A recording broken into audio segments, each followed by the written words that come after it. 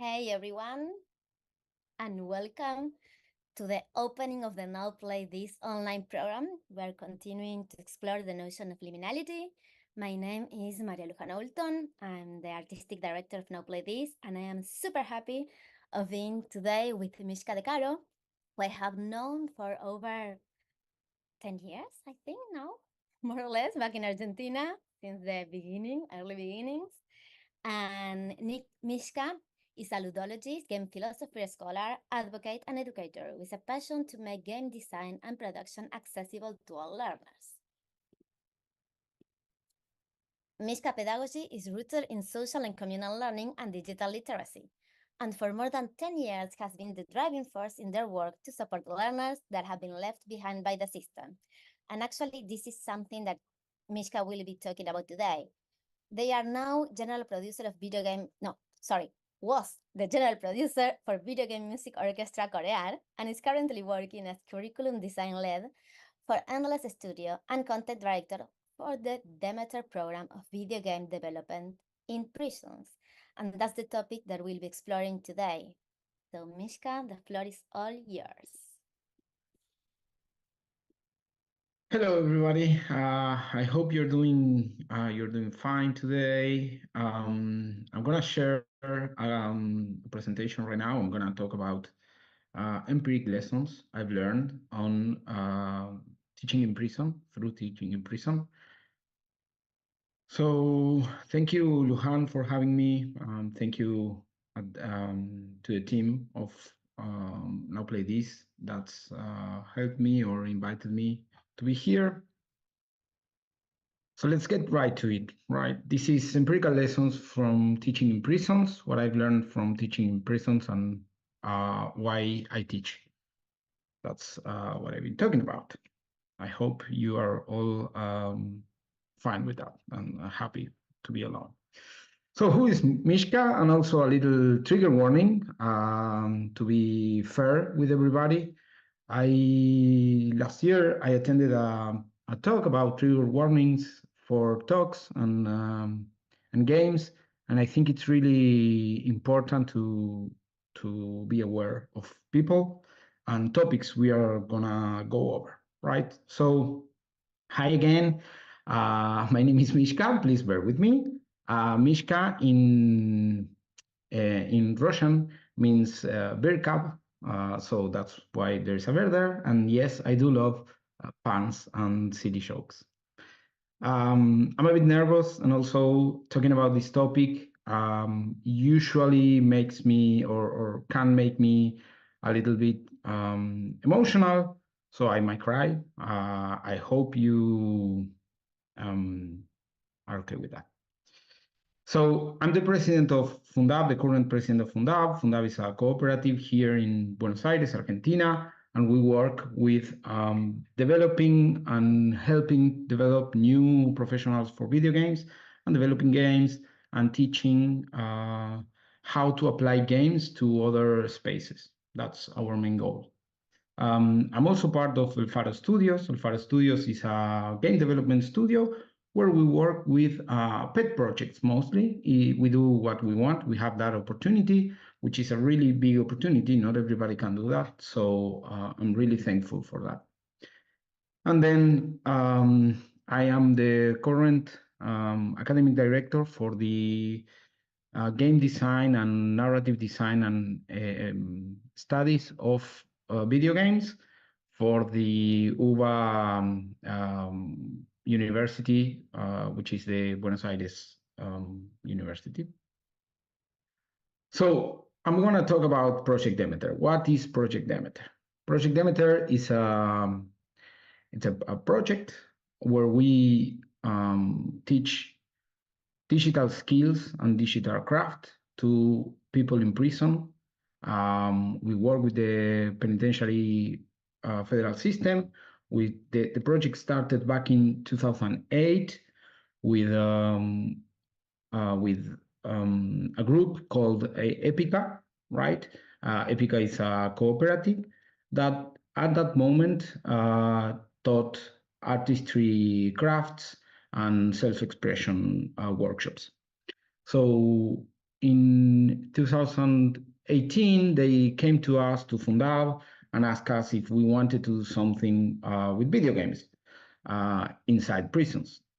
For me, that was a perfect situation, a perfect offer. It was great for my ideals and what I think about the media and what I think about how we teach and who we teach.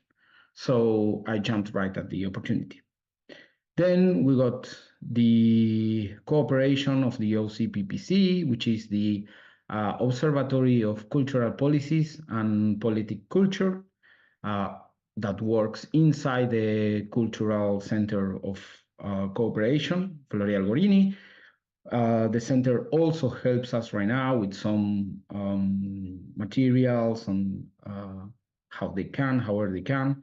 And then we have also at our back the Faculty of Social Science inside the UBA, the University of Buenos Aires, right? So this is kind of the environment where we work, or the institutions we work with. Moving forward, that was 2018.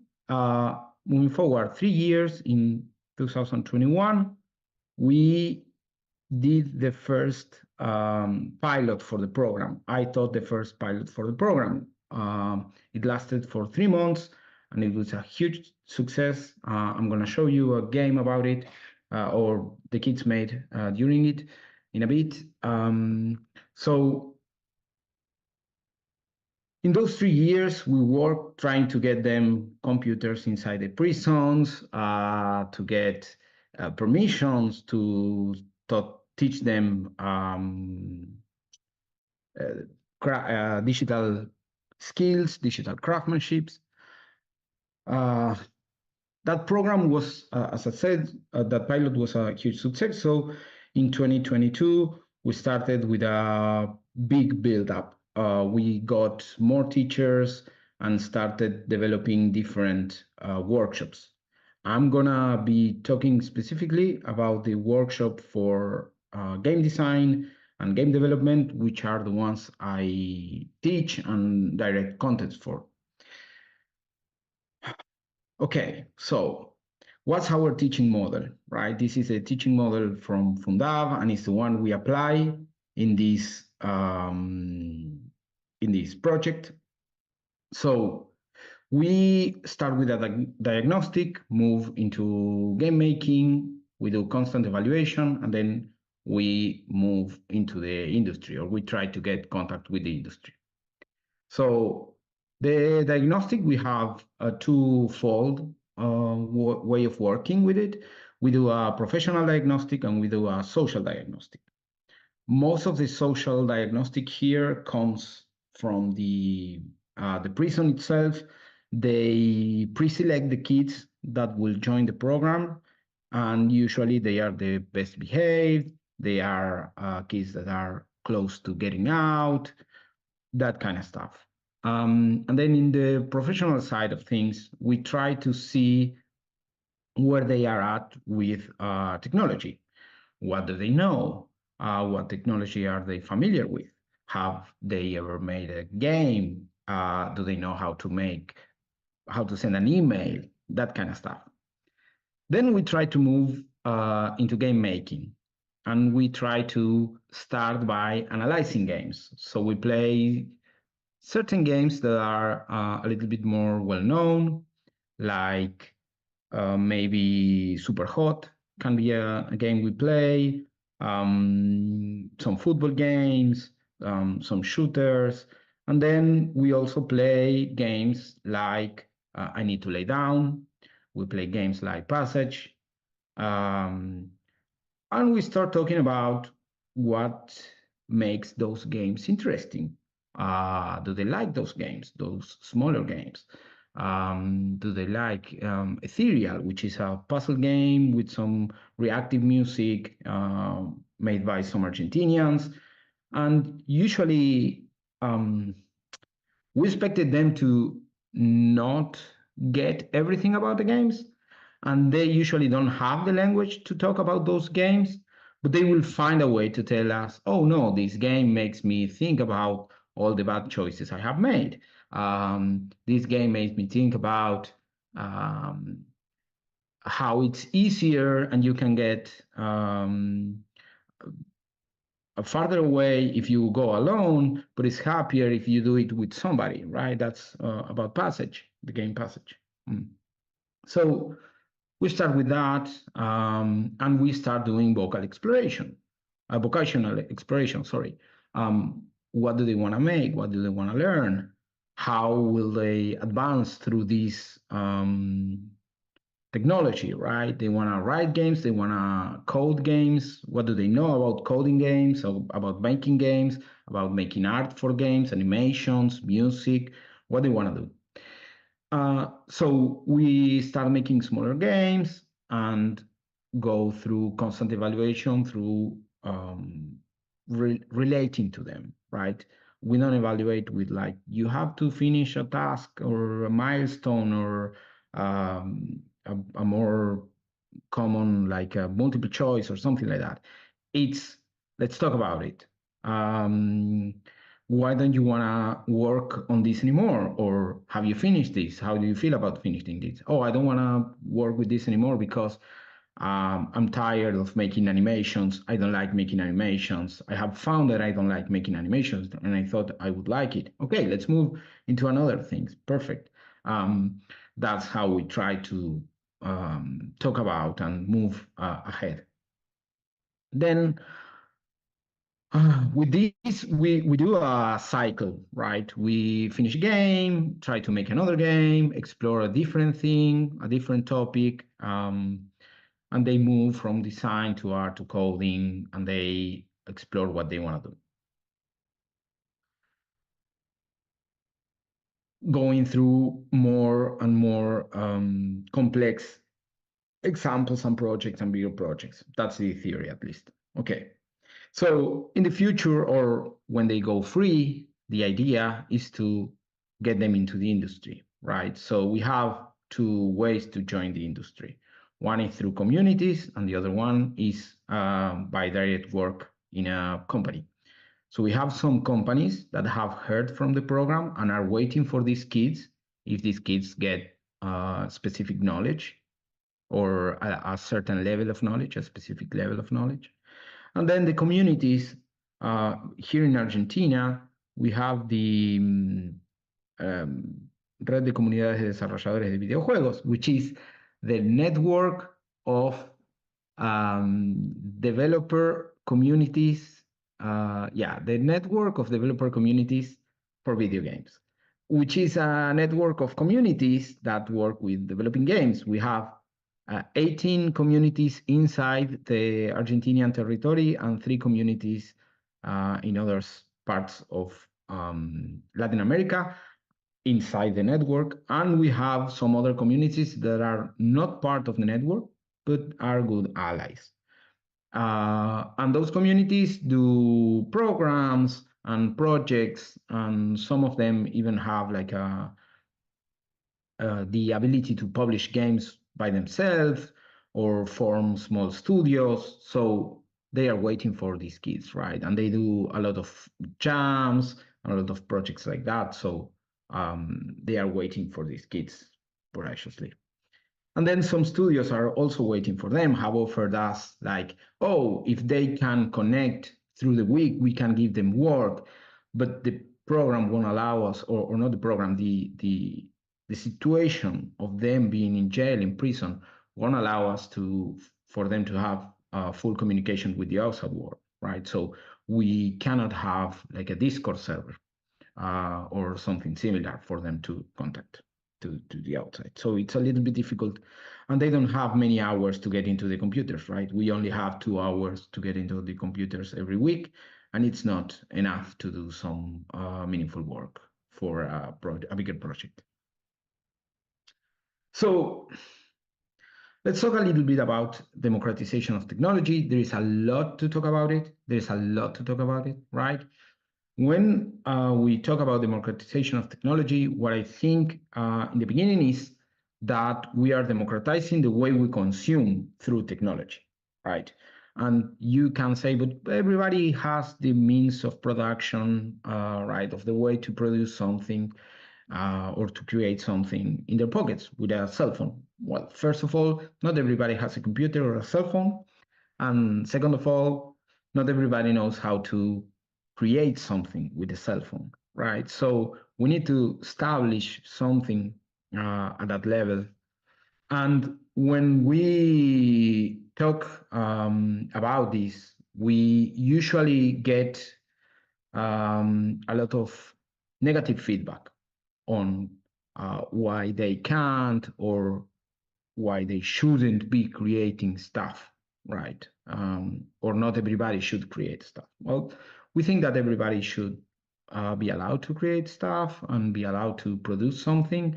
And I think that what the kids in prison have to say usually is it's a lot, right? Tends to be quite intense, right? And they have their own point of view to show stuff and to tell us stuff. So we are trying to democratize the means of production or the way of producing stuff inside of prison with this project.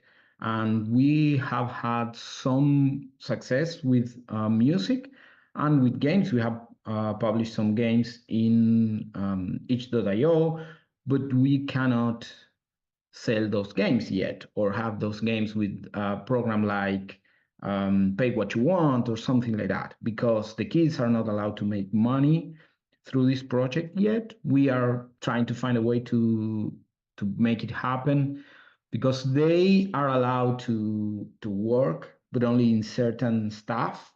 Usually they weed or they will clean floors. That's the kind of job they are allowed to do. And usually they do that inside of the same prison they are living in, right? Or in the neighboring area. So we are trying to, through the means of technology, through the means of the web, get those projects out and get what they have to say out. So a lot of people tell me they don't want to learn, they are stupid, or they only know crime. Well, if they only know crime, my question is, why don't we show them something else, right? Paulo Freire is a really great pedagogical thinker, was really impactful in Latin America. His books might be a little bit old for some people, and for people working in LATAM, it tends to be like something we already know, but said with maybe richer words or said in an academical way. But we already know that, and the teachers here, mostly the newer teachers here, are already, even if they don't know it, are implementing Paulo Freire's teaching into their own way of teaching, right? So what he says, one of his phrases was, the oppressor's tranquility rests on how well people fit the world the oppressors have created and how little they question it. So they know only crime because they have committed a crime, they are in prison right now, and they haven't seen any other opportunity. So they learn about crime. They learn which kid will do less time because they did a different crime. Oh, then this crime will do me less time. So next time when I go out, I have learned how to do some different crime, not the one I was caught for. So I can move, right, into a different school of crime. That's one of the things they usually say. They don't want to learn. Well, they are learning that. And also they are learning that if they finish high school or they finish the primary school, most of the kids we work with have between 16 and 20 years, and they haven't finished primary school or high school. So we have to like uh, go with the flow and teach them how to code when they don't know how to learn. They are learning how to write, sorry, and we have to teach them, oh, let's code in English.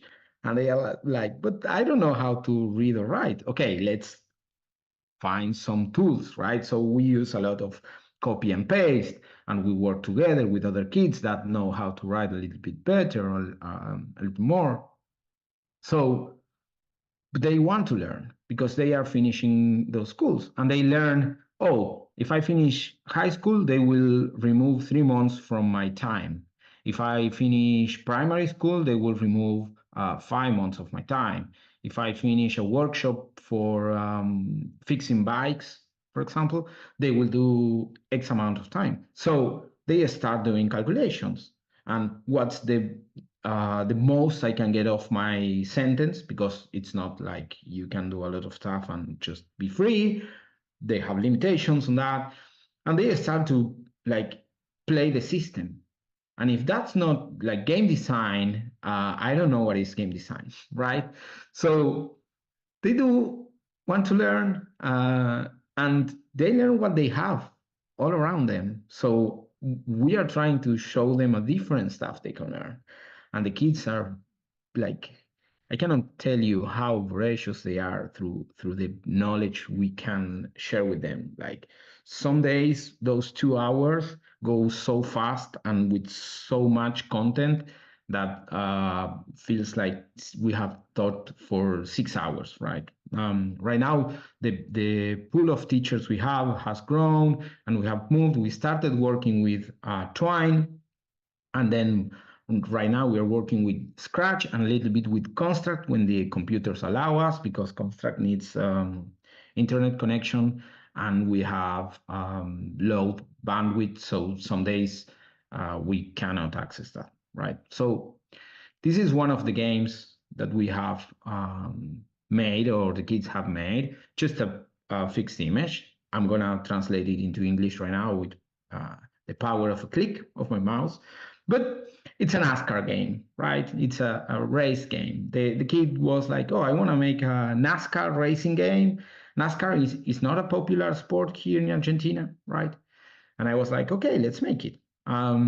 So the text says, it is the day of the first race of my life. I have to prepare myself and prepare the car so it is ready. Search my team, prepare the car, pilot preparation, and technical review. I have made the translation with some of the, or most of the typos he had. I don't care about how they write and the orthography and grammar and whatever. I only care that they make games and they can fix them after or not, and it's fine. I really don't care. It's not the important thing for me or for the program, right? So he made this, right? And you have to search for your team, the pit team and your coach and whatever. And then they are doing stuff that's not supposed to be done right before the race. Like the coach is sleeping and you have to wake him up and bring back to the race and whatever, right? And you have to prepare the car because the tires are all wrong and the engine has not been fully built and whatever, and you have to do all of that with the help of your team. So you have to go look for them, come back and fix it, right? And then you prepare yourself, right? You prepare the pilot, which is you, and then you do a technical review. Everything is okay, you can race, and then you win the race, and that's a game. You finish getting the car together, and then the next you click on a small word that says let's go to the race, and you are thinking, oh, I'm gonna race now, cool. And it's just a long text, no image at all, that says you have won, you're the best, you're the world champion of NASCAR racing. And when the kid finished that project, I went back to him and I told him, like, hey, don't you wanna like make an action scene where you go over other cars and like something like you drive the car? And it was like, no, I want, this is my racing game. And I think that's pretty interesting and that's beautiful, to be honest. Like I would have never thought about this. And it was just like, oh, this is what I like, and this is the story I want to tell. And that's the kind of thing that happened here, right? And they learn, oh, this is the story I want to make. I want to make a story about football, and I don't care about animosity between teams. So I want the player to choose a team, and then I won't have the opposing team be the enemy team, right? Because some teams over here in football, soccer, right, have like an enemy team or something like that, right? Animosity towards one specific team. And in that game, you don't have that. You choose one or other team and you play against another random team which is not your animosity team. It's because but it's football. It's your first day in football. You score a goal, you're the best player, they will buy you in Spain or something like that. That's the end of the game, right? It's a short game, beautiful short game. So this is the text for you have won the end, right?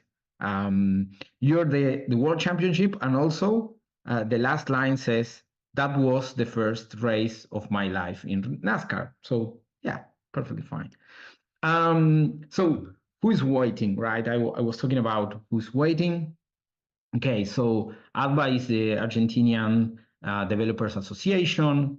Then we have the Red de Comunidades, right? The network of communities, Women in Games Argentina, Fundab, of course, and the Game Workshop, which is a project that has some similarities with the idea of the Global Game Jam and the Game Jams, but instead of jamming just a project, the idea is to jam a full studio.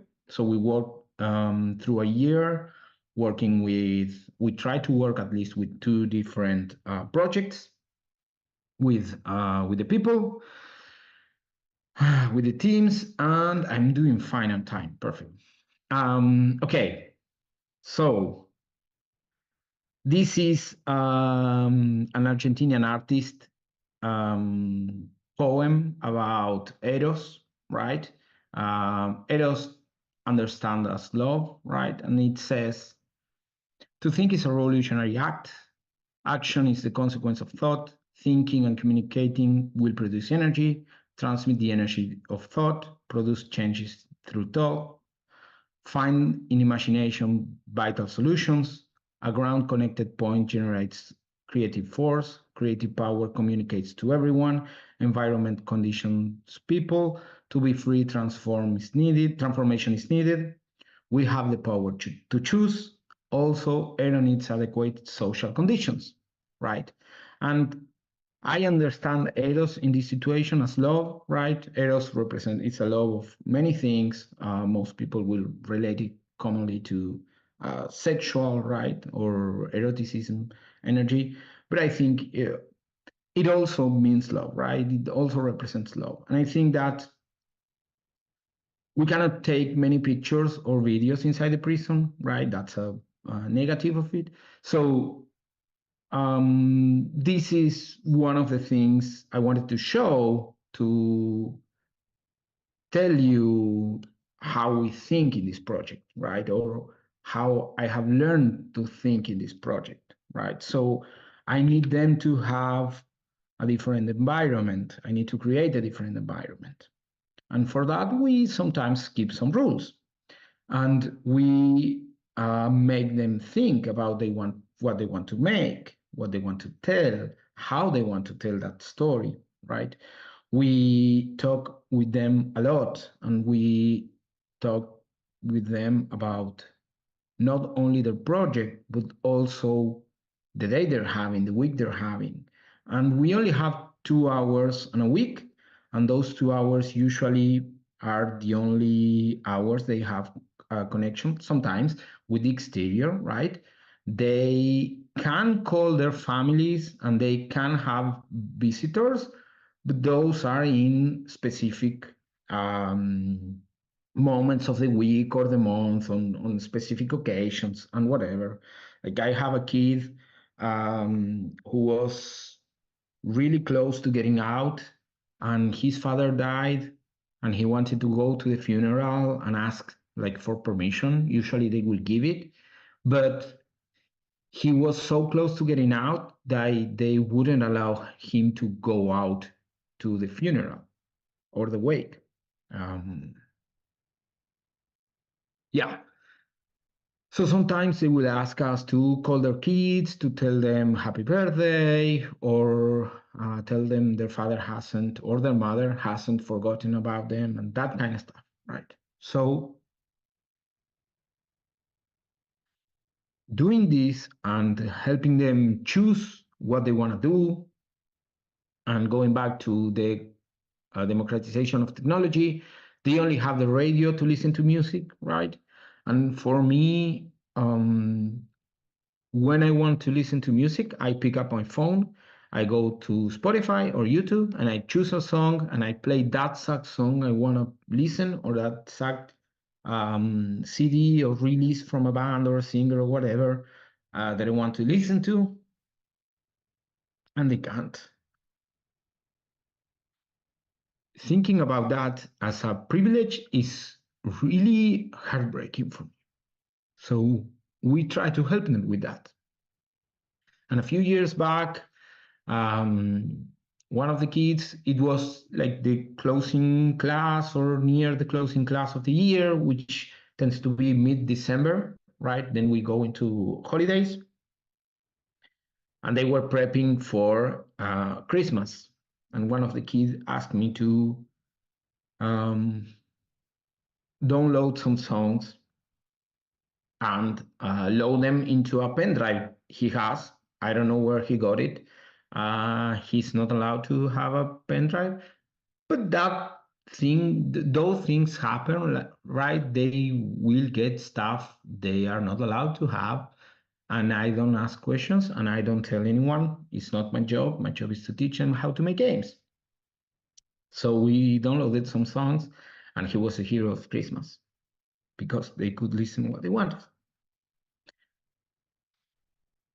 So they need some freedom to be able to work on creative projects. Making games is a very creative thing.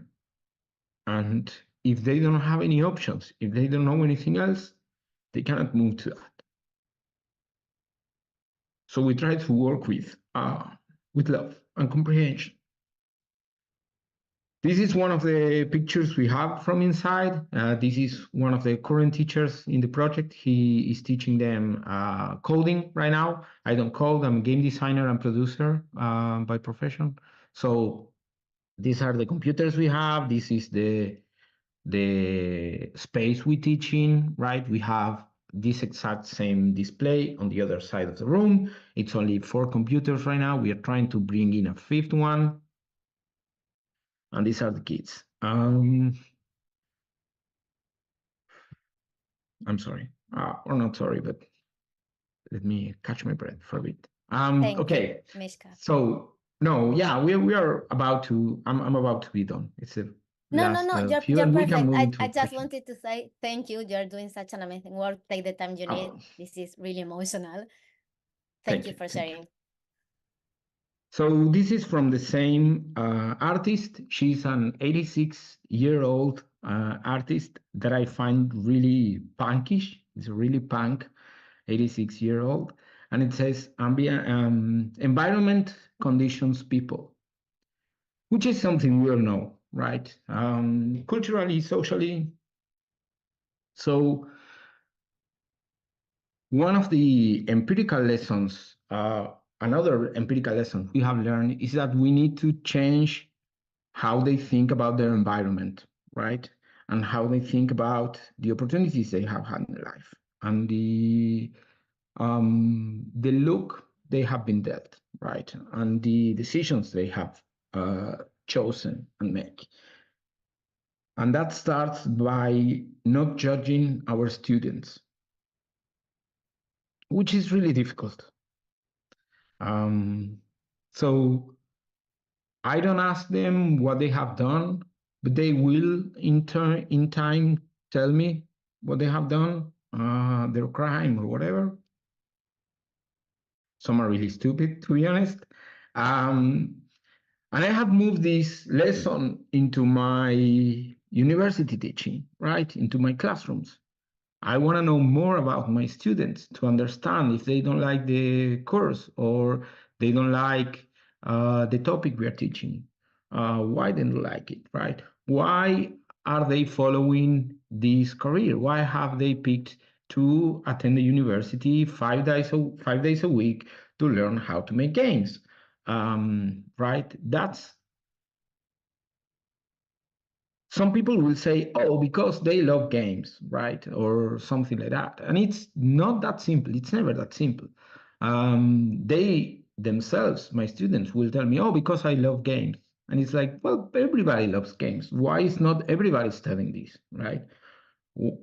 Let's go a little bit deeper, right? And then you start to listen, no, because such and such happened before, and then I committed a crime, or then I learned how to love games. It's the same story. So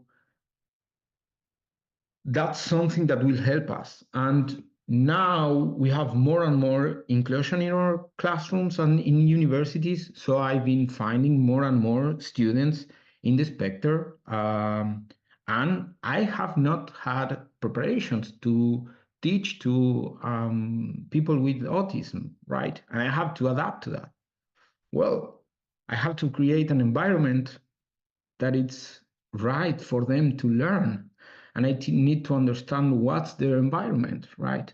And then you learn about their families. Do their family care for them? Do their family just drop them at school and be done with it? And it's like, oh, it's a few hours. We don't have to have him home or them home, which is really awful, right?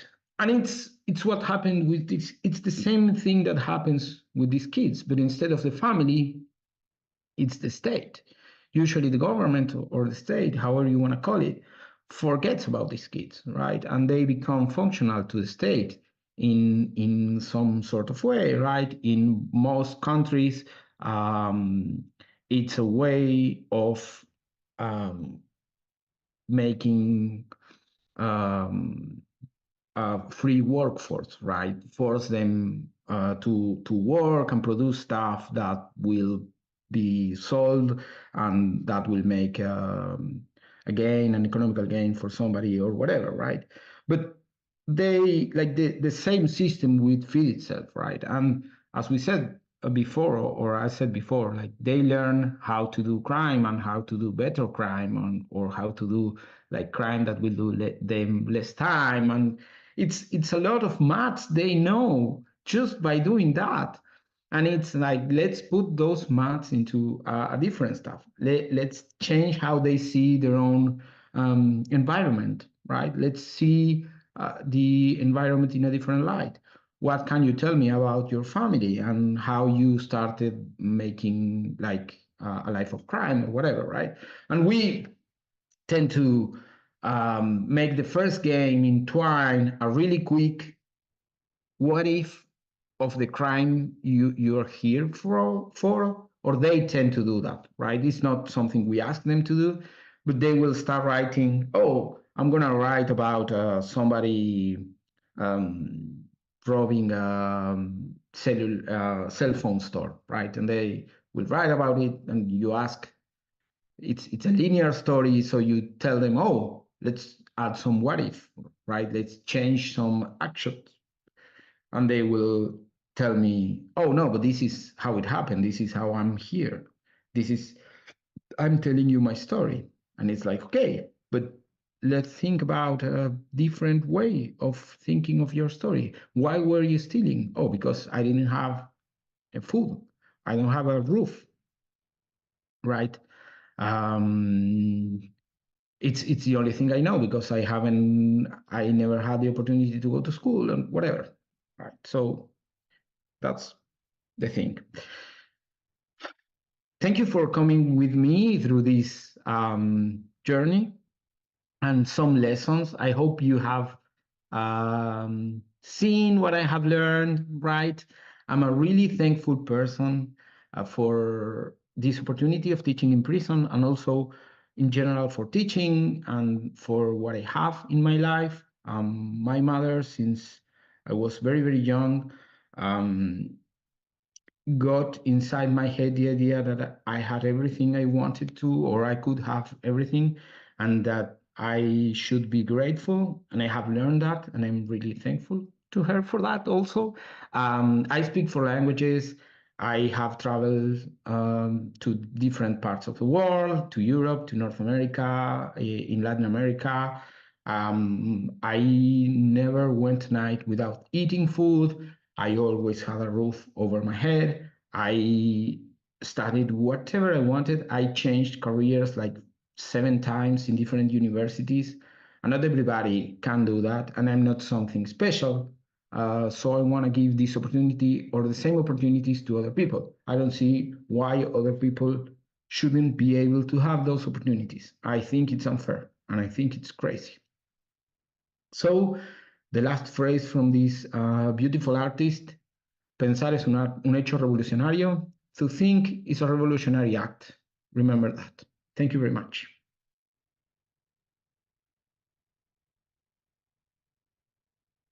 Thank you, Mishka. It was wow. It's such an amazing thing that you are doing. Thank you. Thank you for doing this.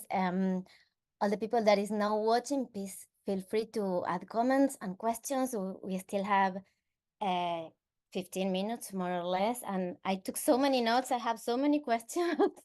Yeah, let's go. Let's go through them. I have a I quick link just to a video that we have. I can share yes, it please. here. Yeah. Should I go to the YouTube? To the no, share it here, and I will share it to the YouTube. Yeah. Let me just do this before moving forward. Here's the video. Well, Nick is saying thank you so much for really enlightening talk. We have a lot of thank you and comments in the chat. Also, people being moved by the talk. Regarding links, is there a place where we can play the games? Yes, yes. I'm Because that gonna would be share awesome. also the link to this presentation, and Also, that presentation should be open for everybody to see, and also thank you. the link for some of the games. Posting We are everything here. still uploading games. Yes. And these are I wrote down a games. couple of things that you wrote. The fact that you mentioned how you work with love and you need to break the rules in order to create the really right environment. Yes. You are there not to judge them, not to tell about what the things they done, but to hear them and to make them believe in themselves, right? It's about giving them Yes. a different I would perspective say, of themselves. yeah, I would think believe in themselves. I'm not there to heal anybody. I don't think they need No. healing. But I think, yeah, it's like with there are so many sensitive topics around this, and there are so many things we need to like rethink about the system, and also about how do we teach, not only in prisons but in general, right?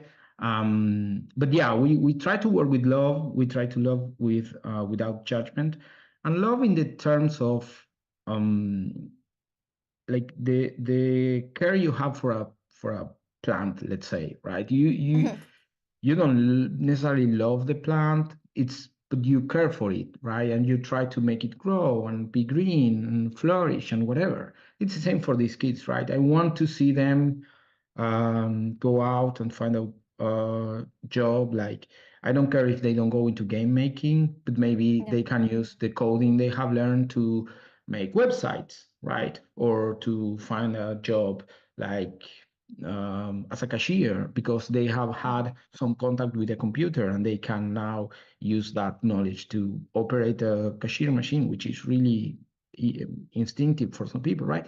It's that kind of thing that we want to make. We love when kids gets into technology and wanna go through more of the workshops we offer in Project Demeter, right? We have narrative design, coding, music, sound, animation, right? So when they start jumping from one to the other, they ask us like, "Oh, can I learn about how to make this animation or whatever?" We're really excited about it and go with them, right? Yeah. Right. I'll share a few of the questions that people is starting to write, and if I have time, Mhm. I'll throw my own. Okay, Nick is saying, you mentioned that your participants often make games about their time in prison. How do you find ways to encourage positive thinking and experimenting within their games about life outside jail? Okay, so yes, we usually talk a lot about opportunities, right? And the opportunities they have had, and some of them, like we go back and forth to Passage, the game. I don't know if people know of Passage.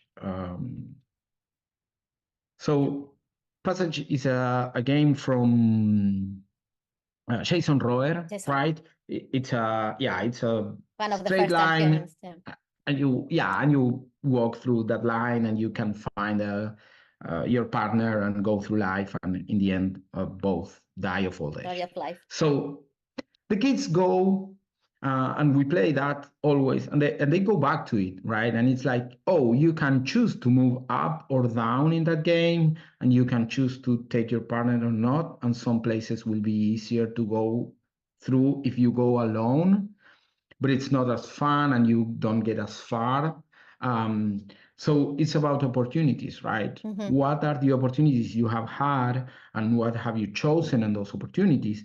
And a lot of times they know and they are very aware that, oh, I have chosen wrong because I got caught, or I've chosen wrong because I committed a crime, right? Which are pretty similar, but and then I talk about, okay, what are the opportunities you're going to have after when you go out, and what are you going to choose? Oh, I don't want to be inside anymore because I want to be with my family. I want to be with my dad, my mom. I want to be with my kids, right? Which is for me is pretty crazy sometimes, because these kids have between 16 and 20 years, and they And will they're have kids. kids of 7-year-old kids or 8-year-old kids, and it's like, how the maths doesn't math for me, right? But it's the life they have given, right? And it's like, oh, I miss my kid and whatever, and it's about those opportunities. Well, what opportunities do you have in the future? Can we help you find some opportunities, right? That's how we make them think positively about going outside in the future.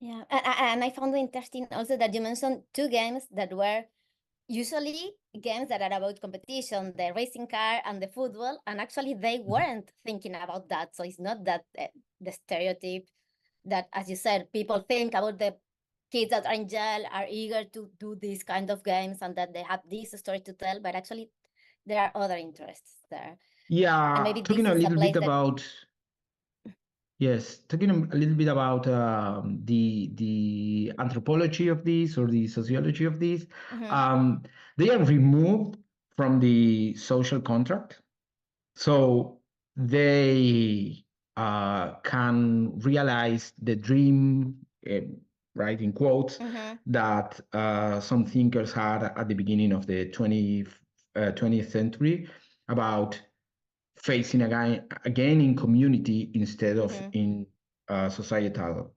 construct, right? So they do have a community, and in that community they don't have much contact with competition, right? And they don't have those prejudices. They love to compete. They do love to compete, like when their teams are playing football against each other, they love to, like, we won, you won, whatever. But also, at the end of the day, it's like, well, we are all the same in here. We have the same opportunities. We have the same food. and if we want to eat, somebody has to cook for everybody, right? That's the kind of things that they go through. So in that regard, like they have a lot of communal sense that has been removed from a lot of people, and Yeah, it's really interesting and it's really definitely. rich.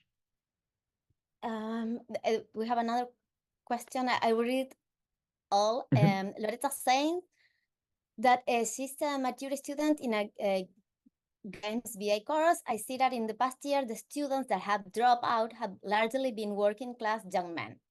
And that really bothers me. I see that some of them have this oppositional attitude to authority that is not conducive to their learning. And Loretta is asking if there is anything that can do as an ally and a fellow student to encourage young men not to be angry about authority. So trying to phrase this. Yeah, so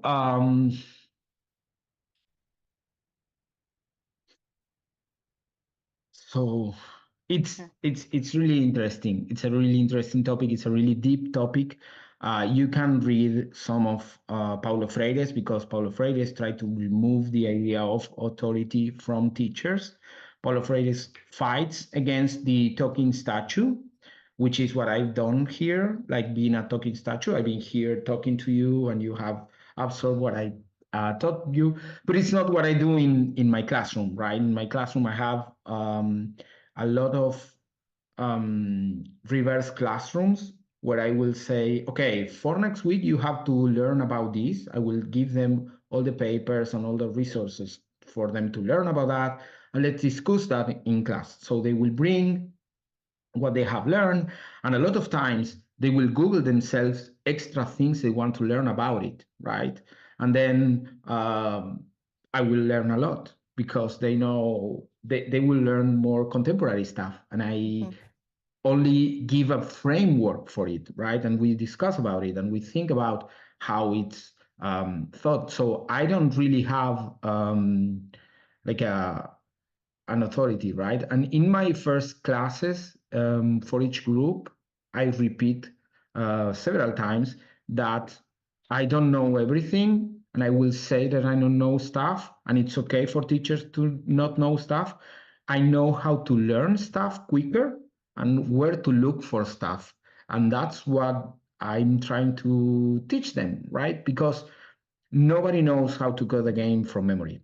Everybody will use Google or a book or something as a resource, right? And nobody remembers every Excel sheet code or form, right? And I work every day with Excel doing game design and systemic design. And I will go and, oh, how was the vertical lookup thing? And I will Google it. And that's the kind of tools I try to teach them, right? The other thing is, and mostly for if you have working class students, having exams on a set date, and be it like a multiple choice or some sort of, it's not the best way to evaluate a team. If you can change that'd be awesome, because when you are forming professionals, right? So when in your work have you had a multiple choice exam? Never in almost any job, right? We don't have to, oh, on this day you have to know everything. No. You have to know everything all the time, and you have to know how to develop a game or make something all the time. So let's go through that, right? So we do teaching by projects, right? And that's one of the things we can distill from Paulo Freire's, right? And then so yeah, that would be my answer, my quick answer. Not so quick. That's related to Augusto Boal also, right? The theater of the press. Yes. Of course. We have a couple of minutes if someone else wants to add something. I'm going through the notes.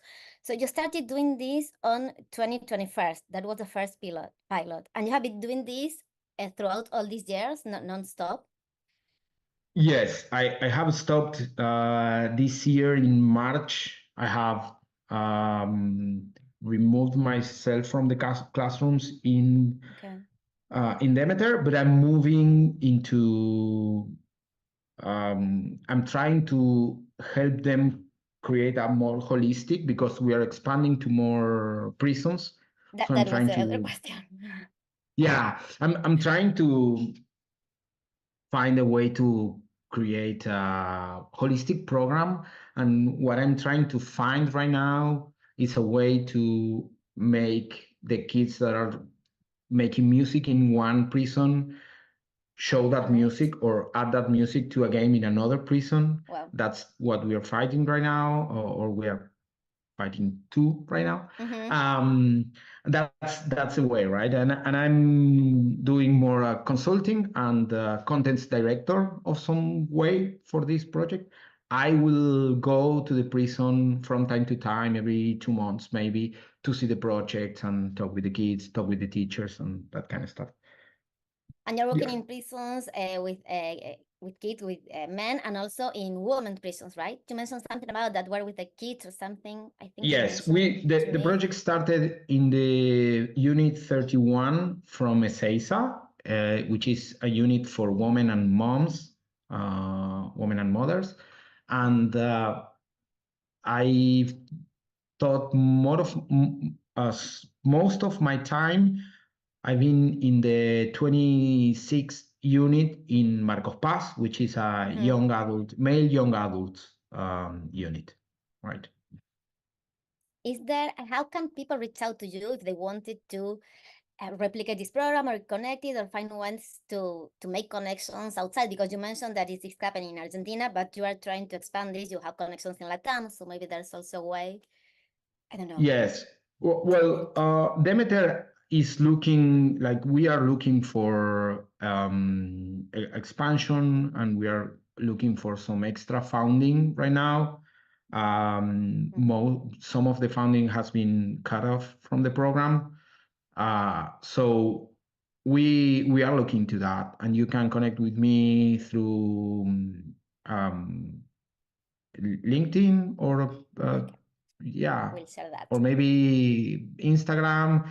I don't know, emails. If you look at the, I have shared the link of the presentation in Yes, the last slide. slide. You will find a link tree link that I can share also, which is to my Yes. content and all that, and you can contact me through anything over there. And we'll be I happy to contact and replicate this or help you replicate this in other places. Yeah. Okay, we keep having people sending hearts from different places. We have Juan Lomanto, also company from Argentina. Thank you, Mishka. I think we could stay for hours talking, but we have to end it here. But I think the idea was a starter point for continuing the conversation, showing really the different ways that video games can be worked today, can reach out people, and the different games that we can make and how can we use them to connect and to expand. You have all the links, people that is watching and that will be watching this video later, to contact Mishka. And we are meeting tomorrow also to do a live tour through the Fun Palace in Minecraft, the project by Bart Simon and the team from the Concordia University. And then we have the international labs happening during the week with different online strands, so people can also join. And thank you also to Susie Bucham, who is backstage behind the scene, helping us run the stream, and to the whole team of No Play This. Mishka, it was an honor having you opening this online strand. And again, Please, thank you thank for you. all the work that you have been doing. Thank you, everybody. Thank you, Susie, and the team. Big Bye-bye. heart for everybody.